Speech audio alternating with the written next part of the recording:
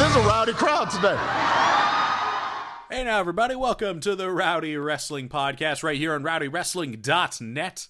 You are you, I am me. I am me in the sense that I am Tony Stabile, back again for another fun week of pro wrestling talk, more specifically pro wrestling reads, as we have a buddy of mine, kayfabe uncle, all-around swell dude, Patrick Laprade, or Laprade, if you hear English people say his last name, especially those in Seattle. You know who you are. He's on the podcast this week as we talk about his latest book, the co-authoring of Sisterhood of the Squared Circle, The History and Rise of Women's Wrestling. He wrote this book with Dan Murphy. Very, very, very fun read. I spoiler alert, I'm not 100% done yet. I'm about 250, 260 pages into it of 400 plus pages. This thing isn't just a history textbook. This is a fantastically written book that includes stories and anecdotes and very, very informative and very interesting tidbits of the history going all the way back to the 1800s in the world of professional wrestling, specifically looking at the lovely ladies that go out there and perform most of the time, in my opinion, better than the men lately. That's how the world goes. But right here on the Rowdy Wrestling Podcast, we're all about supporting pro wrestling, whether it be WWE, New Japan, or the Indies, or more specifically right here in Quebec. And I gotta let all of you know, here in Quebec, we got a lot going on, and May the 6th is a huge day to keep in mind, as IWS is putting on a huge show, as well as NCW, and that's what I'm going to talk to you guys about, because I'm performing on that show, so I might as well be a little bit biased.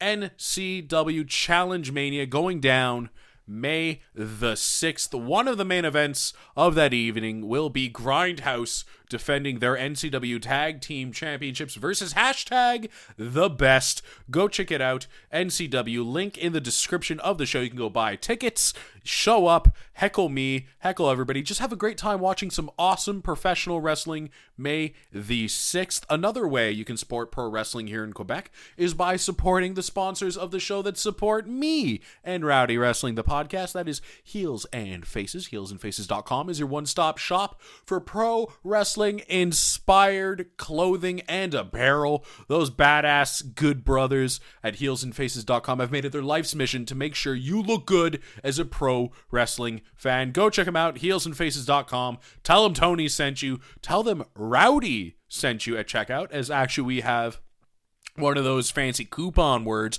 ROWDY, all in capitals, on checkout at heelsandfaces.com will save you 10% off your total purchase. Go check it out, heelsandfaces.com. And another way you want to support the podcast is to always leave a comment in the descriptions on iTunes, on YouTube, pretty much anywhere you can. Leave a comment, like, favorite, and subscribe. Tell your grandmother, tell your friends, tell absolutely everybody about the podcast. Go check it out, rowdywrestling.net. Thank you so much. And while I'm here shilling, let's just get right into my interview with Pat Laprade.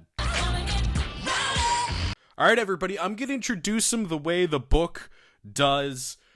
Sisterhood of the Squared Circle, The History and Rise of Women's Wrestling. Pat Laprade has been in professional wrestling and contributed to many women's wrestling promotions, including Shimmer and Femme Fatales. He co-wrote Wrestling Observer Newsletter's 2013 Book of the Year, Mad Dogs, Midgets, and Screwjobs, as well as the biography of Maurice Mad Dog Vachon. He also lives in Quebec. I love that little bit at the end there, Pat. Well, you forgot that I was in pro wrestling for 15 years now. That's right, 15 years. You're 15 getting old. Well, almost 16. I started in September of 2001. So, in what seems to me like yesterday. So, yeah. Young Pat, full of hopes and dreams. Oh man, I wouldn't say that, but I certainly didn't dream of writing 3 books and working on a Under the Giant documentary, or working on a Rougeau documentary, and you know, all the stuff that happened in the past I don't know, 6, 7 years, but I'm really grateful about all that. So Yeah, so I really got it. Like, this is the kind of book where if you don't know your pedigree going into it, it would be a surprise. Like, oh, why would Pat be able to write a history of women's wrestling? But it's true. You've been involved. I ask Specifically, if we myself the look same questions. well, That's all right. one, you're Pat Laprade, so we know you love women. So let's go with that one. So that's a good start. Okay, But the other one that's a good is, start. the books, like the history of Quebec, and for cheap plug for a previous interview that you and I did together, where you mentioned that Dave Meltzer looked you in the face one time and just went, "Why aren't you writing a history book on Quebec wrestling?" And then you start getting those stories, and you're able to build, and you start to. I don't know if you had a historian's mind before you started writing. I know with the almanac that must have helped, but yes. I just want to say something here. Yes, Dave said. Well, actually, he sent me an email, so he was not really looking me in the eye, but he sent me an email about that. But the real person that I have to thank for the Mad Dogs, Midgets, and Screwjobs book is Michael Ryan Lacor, who we just, it's been just a few years ago, 4 years since he passed away. Because, yes, I was doing my almanacs, small magazines covering the indie wrestling scene. I had started the Pro Wrestling Hall of Fame for Quebec, and, of course, the Awards of the Year. And for the 5th publication of the almanac, which never never came to fruition. I wanted to do a ranking of the best Quebec wrestlers of all time, and Killer Kowalski had just passed away, so we are in the fall of 2008. And Lacor wrote something on his blog about Kowalski, and I just found it was so good, and I didn't know that Mike knew that much about the history of Quebec wrestling. So I called him and asked him if he would like to get on this project with me of writing, doing the 5th almanac basically. And he goes, well, we could maybe meet with them and get new stories to tell and everything. So I said, okay, that's a good idea. So we started, interviewing, Gino Brito and Ray Rougeau and Jacques Rougeau Sr. and, a few of them, Rick Martel. And at one point, Mike told me, hey, maybe you have more than just profiles here. You could have side stories and talking about, other stuff, and not just profiles on their career. And that's how, the idea of doing a book on Montreal wrestling came. Because, up until that, the idea was always just to do a 5th almanac with a top 20 or top 25 Quebec wrestlers of all time. And unfortunately, Michael didn't have time. Well, unfortunately or fortunately, because at the end of the day, Bertrand ended up being such a great partner. But Michael was had too much to do with his real job, and did a few texts, but couldn't really do the entire book with me. So that's when I asked Bertrand to, and I never regretted my decision to get Bertrand to do this with me. But the idea really was from Michael. So I mean, Wow. Wherever Michael is right now, I owe him a big thank you, because without that first book, I don't have the second book, I don't have the third book, and I don't have much of everything I'm doing right now in professional wrestling. So that leave it to Lacor to give someone a suggestion in the right direction. Always able to do that. Oh, he would be so proud to see, because for the folks listening, Lacor was for a long time the IWS publicist, and he had a lot to do with Kevin Steen at the time and Al Generico at the time, so Kevin Owens and Sami Zayn. He had a lot to do with them breaking into the US and publicizing what they were doing. And I mean, man, he would be so proud of where they are right now. And it's just too bad that he passed away just before this. I mean, Sammy had signed with WWE but he was just starting with NXT, so he couldn't, he didn't see much of him there, and that's just too bad, because he would have been so proud. Do you remember the article he wrote when Sammy got signed? Going, I think he said, "I'm El Generico's daddy."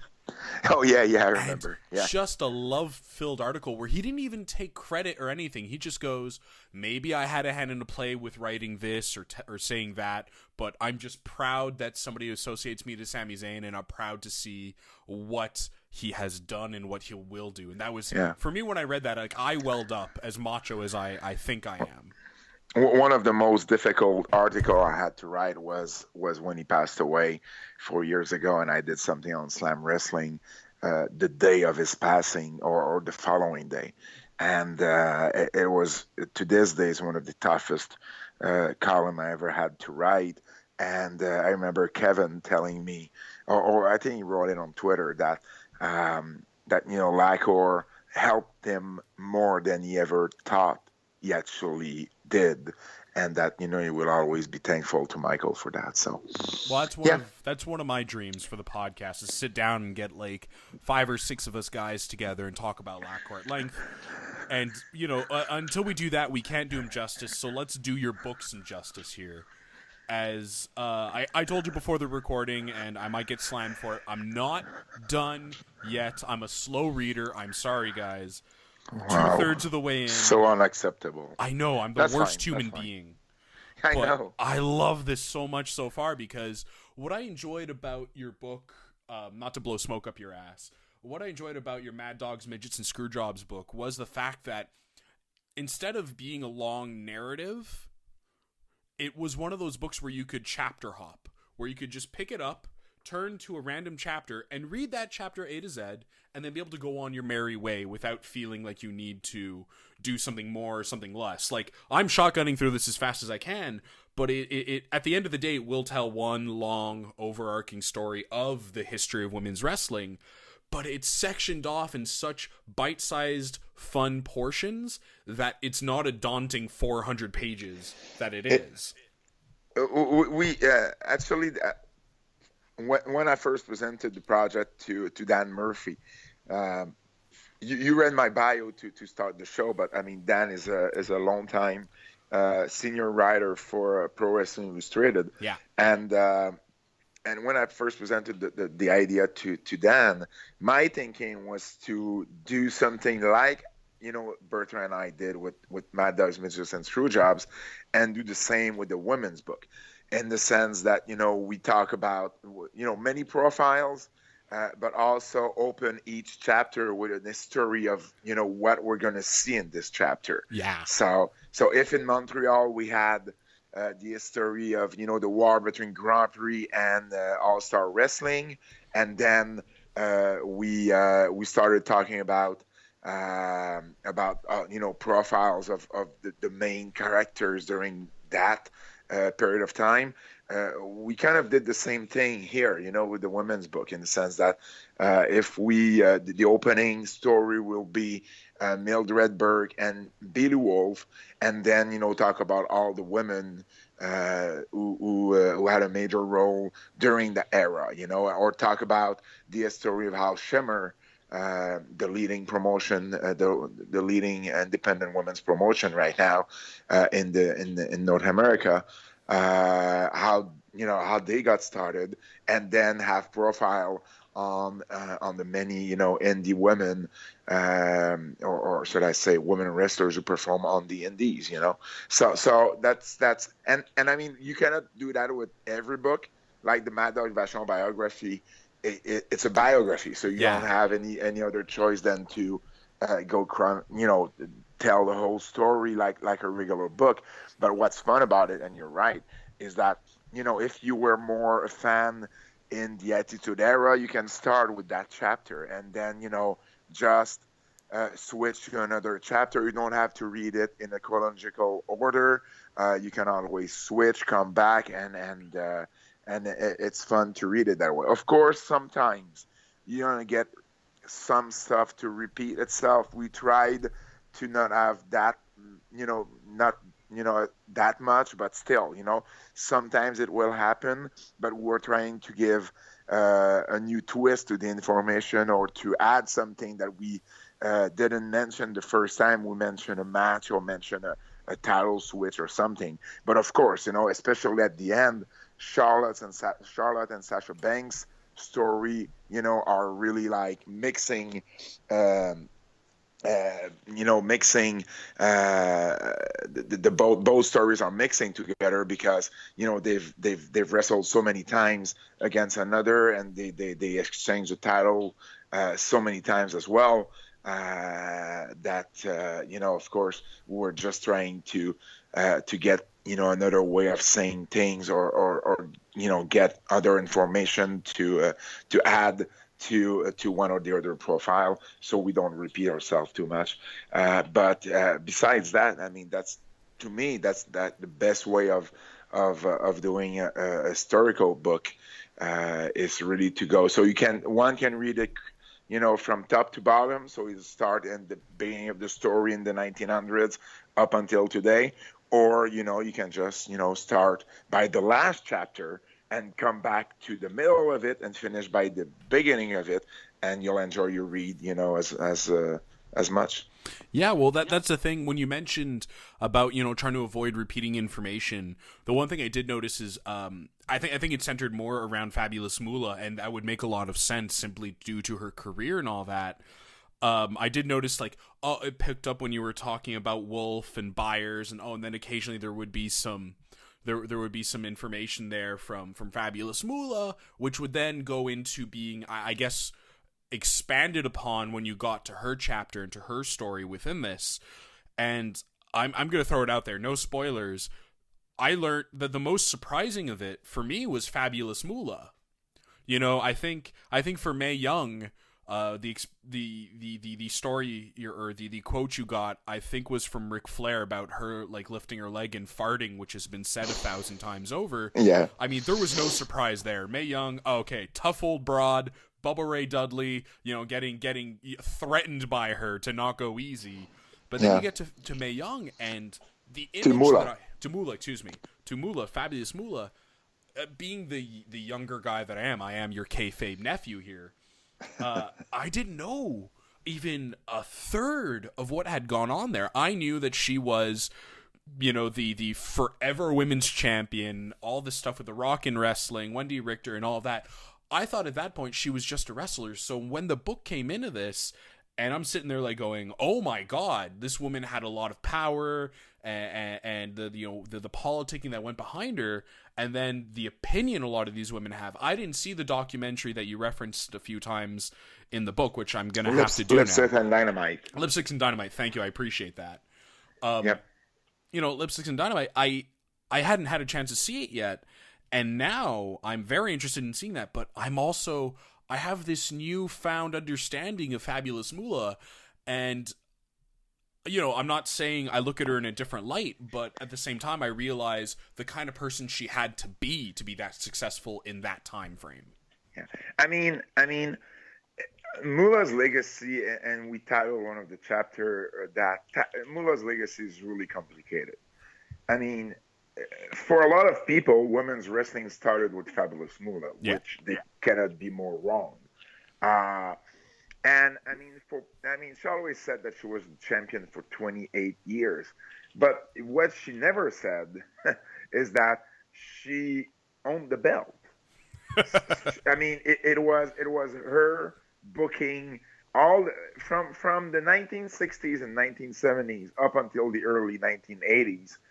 She was the main woman booking women all over the world. So let's say you're Stuart and you want a women's match in Calgary, or you're the promoter in Australia. You're Jim Barnett and you want a match in Australia, or any town, any territory, you would call Moolah.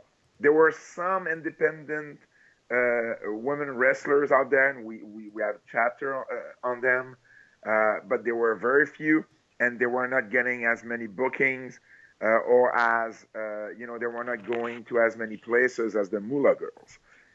simply because Moolah are really a monopoly on women wrestling. Um, and she did lose the title 4 times to one of her girls. I agree, but still, she lost it 4 times.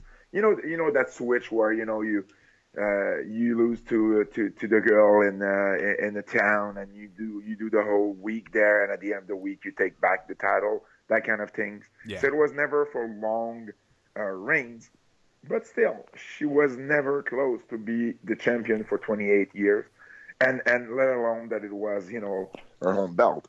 So just for that, it's a complicated legacy. On top of that, she was not liked by everyone. No. And I mean her own girls.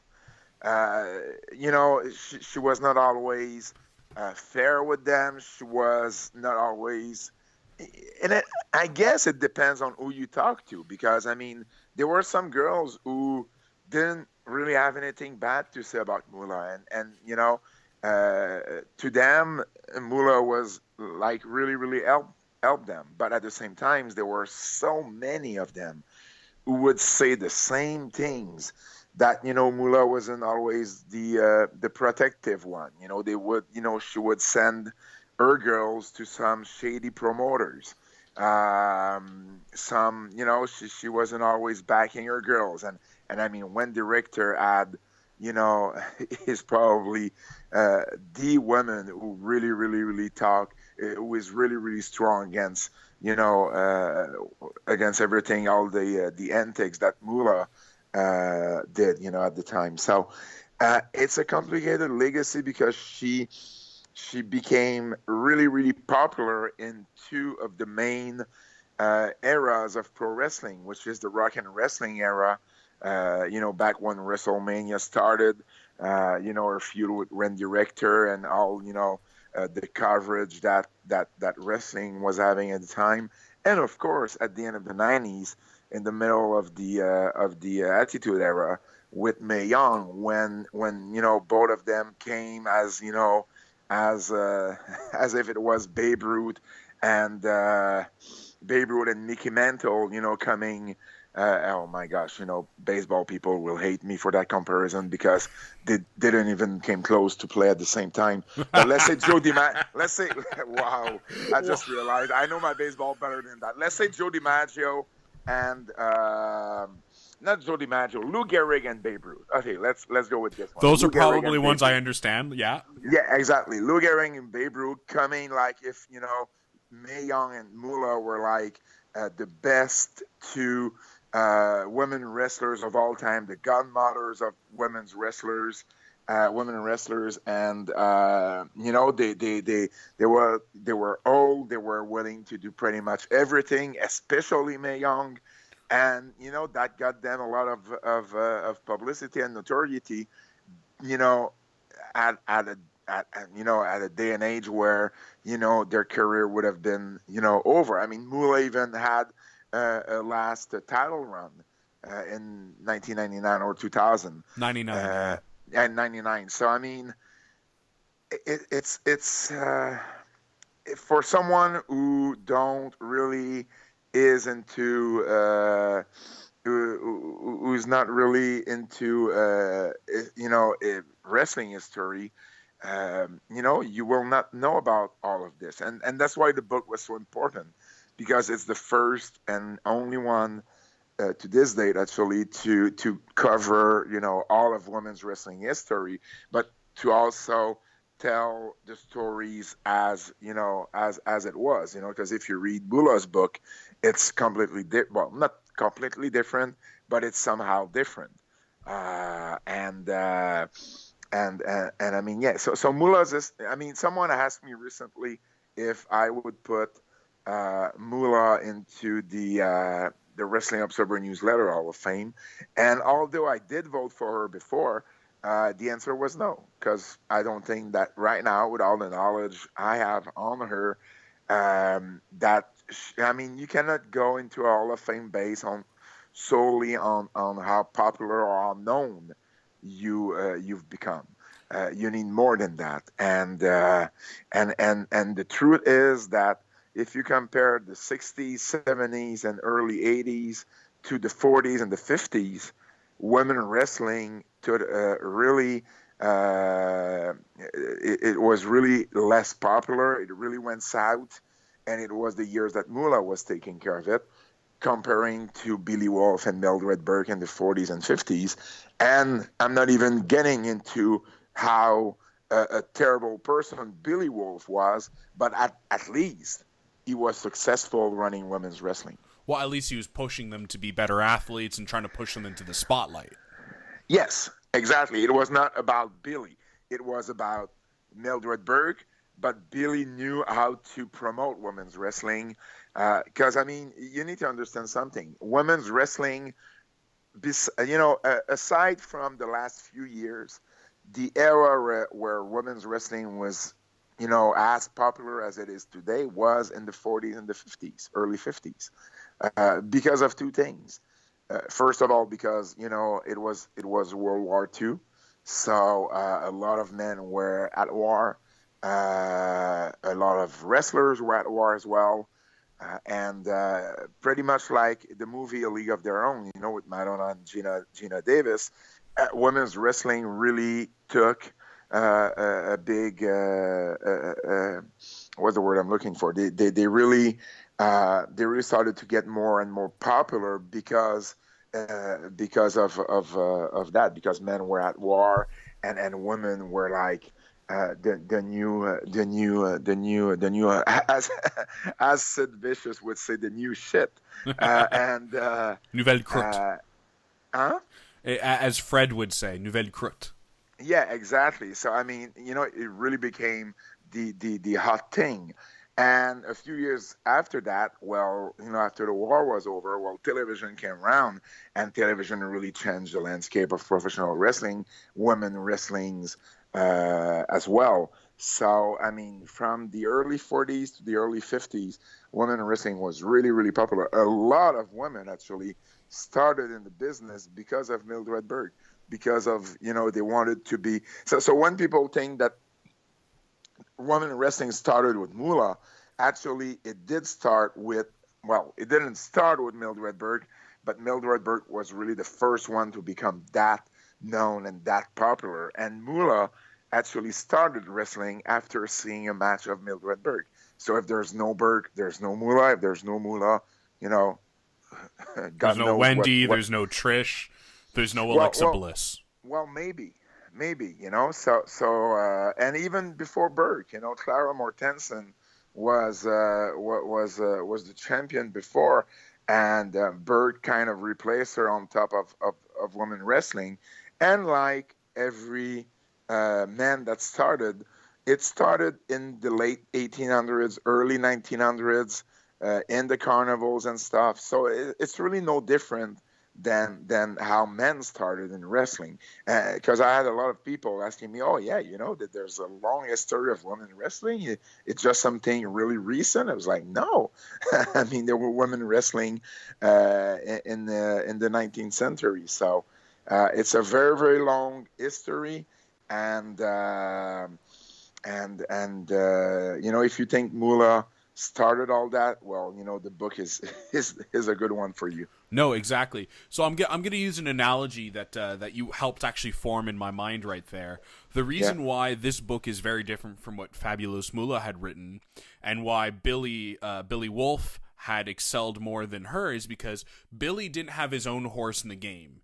He had an interest in it, and the interest was to make it better. And the same thing for your book is, you're not the person writing about yourself, so you are going out there trying to find the truth and the honest truth at that.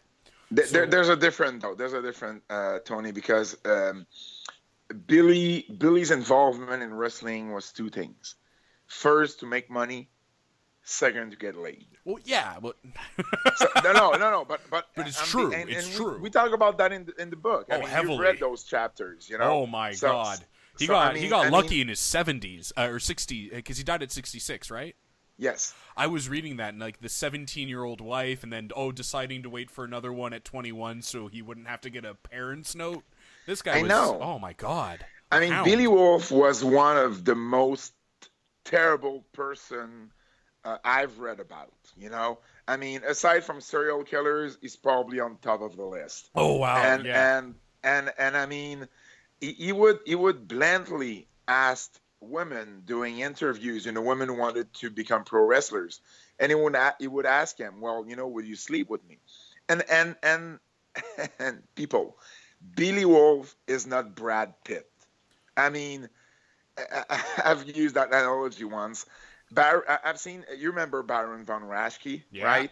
Oh. Tall, bald German. Well, not German, but from German um, Heritage. yeah, exactly, from German heritage. And I once saw him in a convention with a name tag saying "Not Brad Pitt." Well, Baron von Raschke is Brad Pitt compared to Billy Wolf. Oh, Okay, the so pictures you got illustrated that. oh yeah, and I mean Billy Wolf was a fat, ugly guy with thick glasses, not a good hygiene, and he was simply asking the girls, "Well, would you sleep with me?" And some of the girls would say yes, because they were willing to do anything to get into pro wrestling. But to those who would say no, he would say, "Well, you know what? You'll never become champion." Or he would simply not hire them if he just didn't think that they were gonna make him any money. He would hire the one who would be good, a good Mick Carter or something like this, but never push them to the moon. But he would just he would hire a girl if he thought he could make money out of her, or if he could get laid with her. Yeah. So I mean, I'm not doing this book for the same reasons. No. Neither the money, then to get laid. So No, but what I meant by that was I wasn't trying to compare you to him. If you were family, I have to admit that you're better looking than him to begin with. I like to think I'm closer to Brad Pitt than he was. Probably.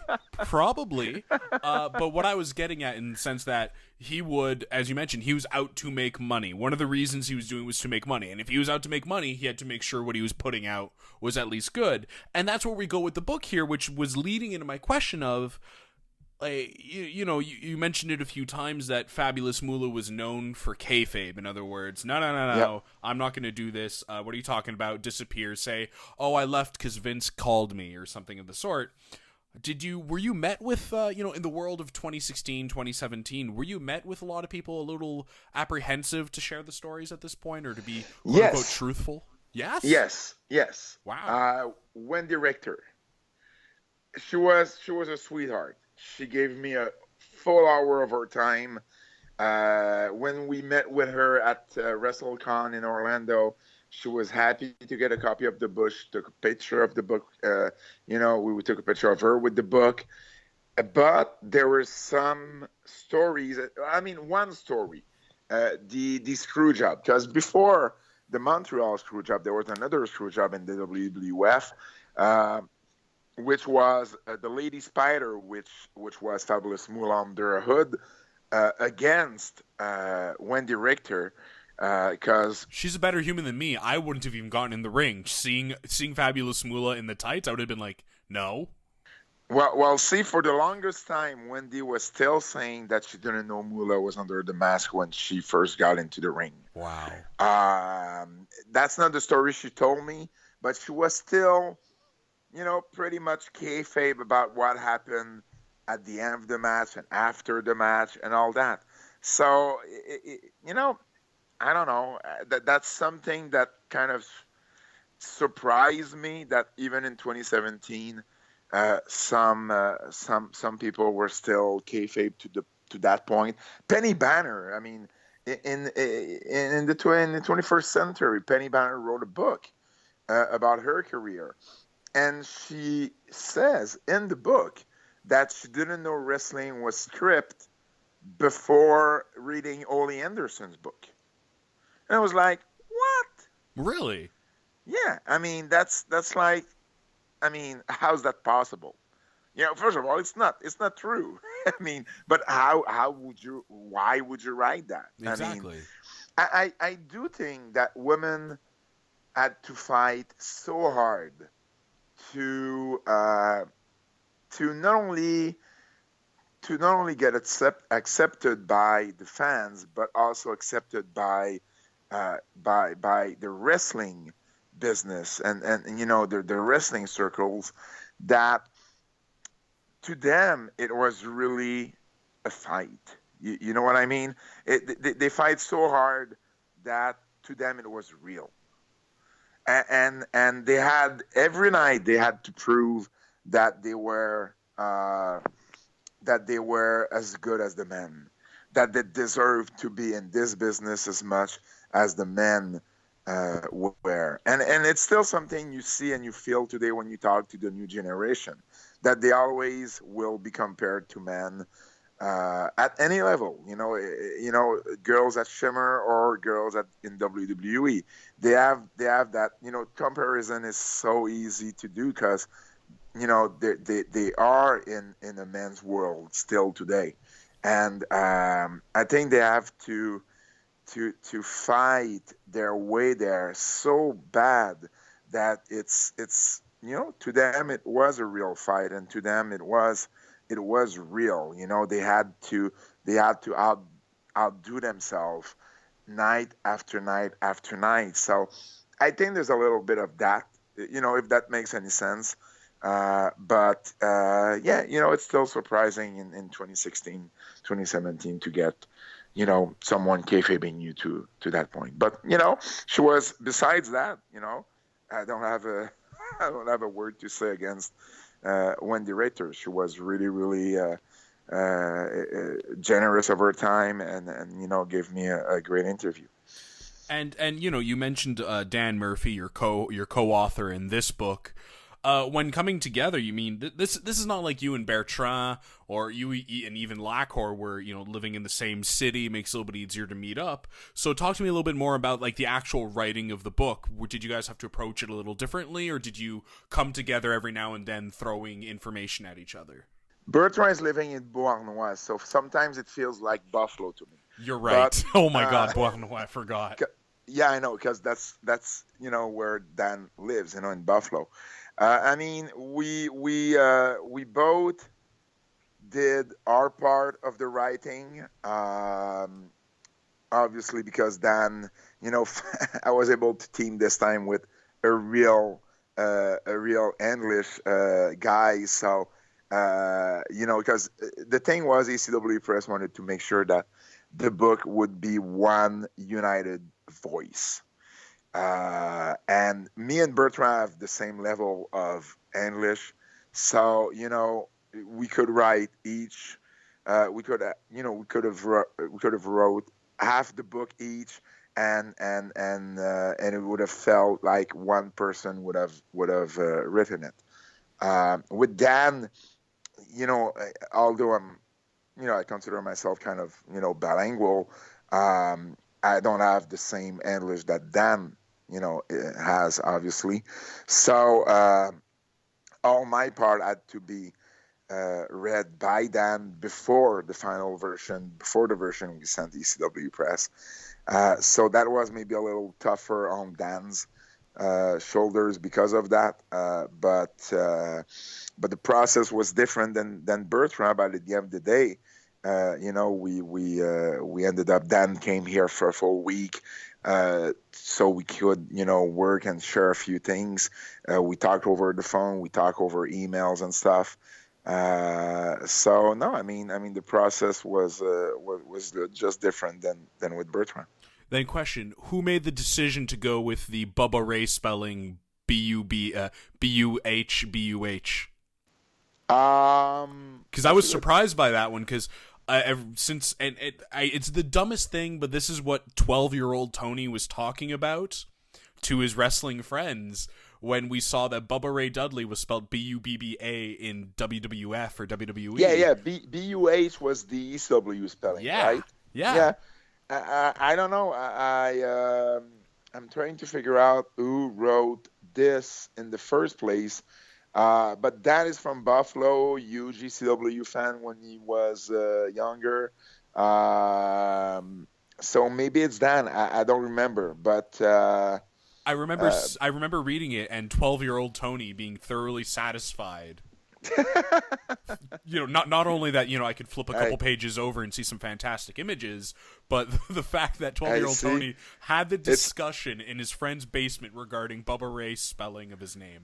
I like the fact that there's 400 pages of women wrestling, and you were struck by 6 letter on a guy from ECW days. Yeah, I mean, only you, Tony, only you. Well, like I said, but it's the attention of detail that I wanted to bring up that goes from cover to cover in the book. How's that for you? The level of detail and love that went into this. That's all right.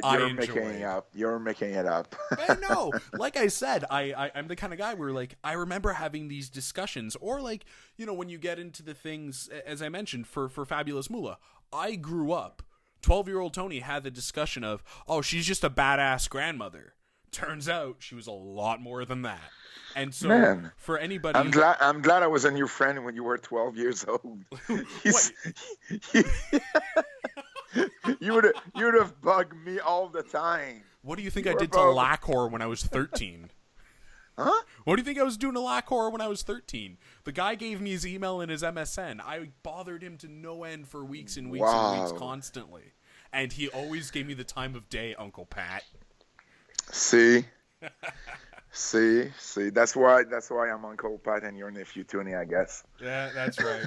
And guys, I encourage absolutely everybody, if you have a chance, go pick up the book. It's Sisterhood of the Squared Circle: The History and Rise of Women's Wrestling. Pat Laprade and Dan Murphy. A great little foreword by Natalya. That was surprising. Wait, let's go into that, because I think Natalya said it. Dan had asked her for the foreword, right?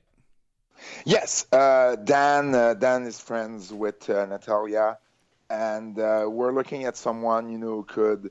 Well, first of all, we're 2 guys writing a story of women's wrestling, so we needed some women, in there, and makes sense.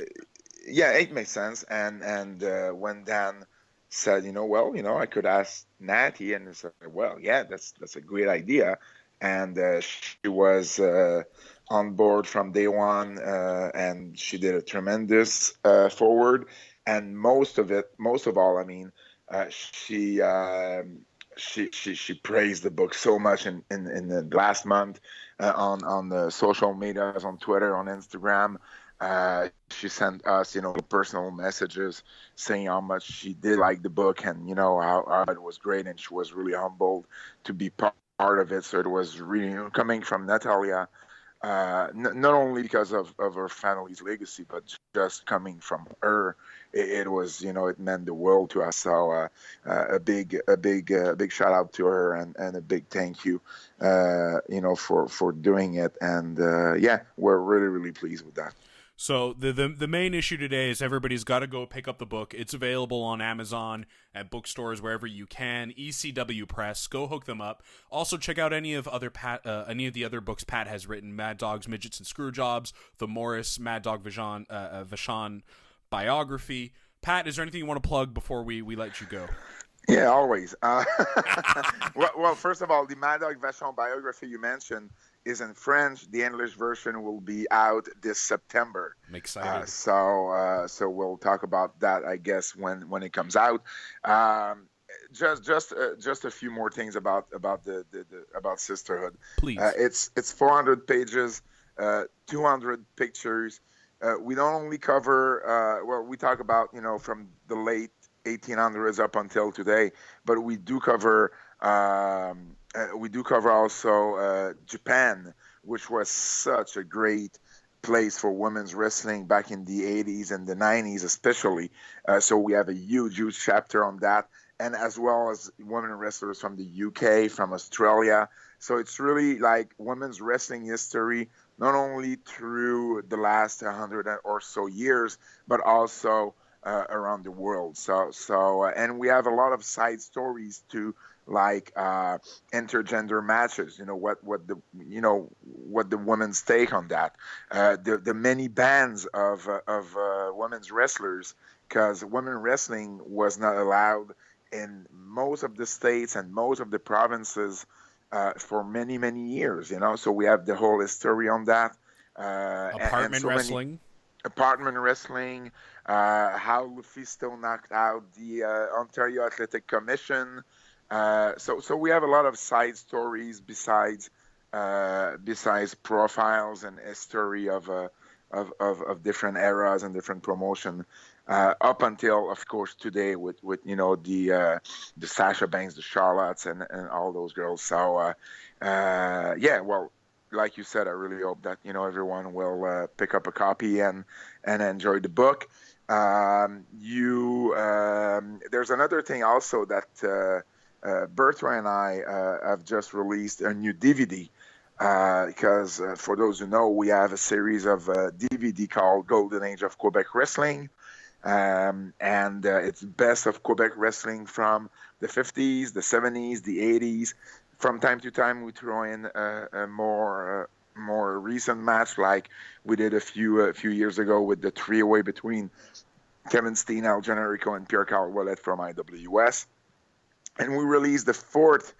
Every DVD has 4 hours of wrestling.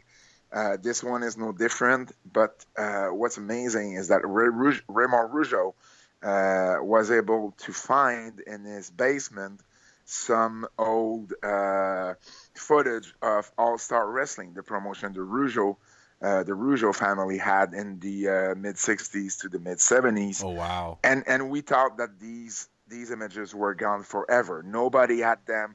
TVA, Channel 10 didn't have them. Nobody had them. And the thing, besides one match, which was the first Raymond Rougeau match on TV, all the other matches were not full matches. They were clips, and worse of it was there were no sound whatsoever. Not just commentary, but there was not any sound. Oh, so what we did is that we asked Raymond to do the commentary in both French and English on each and every one of them. So it makes a unique piece to have, because not only you can see the only footage available from All-Star Wrestling ever, and you have Raymond, who started during those years, because Raymond started in June in 1971. I'm sorry. So he lived through that era, and it's really just amazing to hear him about Gino Brito, his uncle Johnny, or whoever we see, Ivan Koloff that you and I talked about. So, because we have a match between Johnny and Ivan Koloff, the first match at the Montreal Forum that we talked about, that sold out the Montreal Forum before the big renovations. I mean, we don't have the full match. We have parts of it, but we also have Raymond's commentary on it. So that makes an amazing piece of collection, and we have a lot of stuff from international wrestling as well. Plus, some more recent stuff, because it was the last one, because we believe that we don't have any more footage that we could make a DVD with, and so we have a match between Stevie McFly and Don Paysan from 2004. Stevie McFly, for those who don't know, is the first character that Sami Zayn did here in Montreal, and it was one of his last matches as Stevie McFly against Don Paysan, that many of you know, and Kevin Steen from 2005 in Quebec City against none other than AJ Styles. Oh wow! So I mean, yeah. Before they will meet at Backlash, they met 12 years ago in Quebec City for EWR. So I mean, it's another great DVD. 4 hours of wrestling from the 60s, the 70s, the 80s, the 90s, because we have a Pierre-Carl Ouellet match against Glenn Kulka. From Challengemania 8 from NCW, and from the early 2000s. So, I mean, it's available on rfvideo.com, on iSpots.com, and if you have a chance to see Bertrand or I at any wrestling shows or convention, well, we'll have copies as well. So make sure to grab that one out. And if you don't have the rest of the series, we still have copies of it as well. So I mean, 4 DVDs, 16 hours. It's really worth it for any fan out there. You also can check out my Facebook, Pat Laprade. You can follow me on Twitter, Pat Laprade as well. And if for those who read French, I have my weekly column on Quebec, and from time to time on Slam Wrestling in English as well. As always, I put links in the description of the show to everything. Pick up the DVD, pick up the books, harass Pat Laprade on Twitter in the nicest way possible, please. And thank you so much. Not in a way that 12-year-old Tony would have done. No, it would have been an annoying way of asking questions. Come on. I know. Pushing up my glasses, snorting, not knowing what a pretty girl would say to me because she never talked to me. But yeah, forget that. Oh, well, see, some things never changed. Oh, boo! Oh, hitting low. All right, I'm gonna end this here. Thank you so much, Pat. I no problem. Thanks for having me, Tony.